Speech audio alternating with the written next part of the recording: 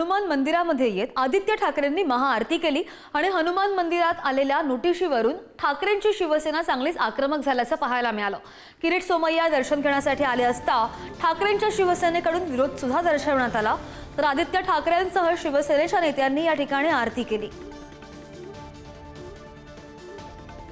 खरं पाहायला गेलं तर रेल्वे कोणाचं खातं आहे? भाजपचं। केंद्र सरकार कोणाचं आहे? भाजपचं। नोटीस कोणी दिली? भाजपने। आणि नाटकं कोण करायला आले होते? हा दुतोंडीपणा त्यांचा होता, तो आपण एक्सपोज केलेला आहे। आपल्याला निवडणुकीच्या वेळी खोटे बातम्या पसरवतात किंवा कोणती सिद्धिविनायकवर दावा केलेला आहे, या मंदिरावर केलाय, त्या मंदिरावर केलाय, पण खरा धोका या देशामध्ये आपल्या मंदिराला कोणापासून असेल तर भाजप आणि भाजपच्या घराण्यापासून आहे।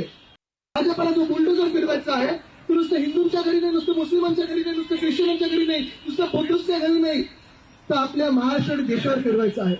आज मी त्या भाजपला इशारा देत आहे, आमच्या महाराष्ट्रात तुम्ही ईव्हीएममुळे जिंकलेला आहात, जनतेचा तुम्हाला कौल नाही, पाठिंबा नाहीये।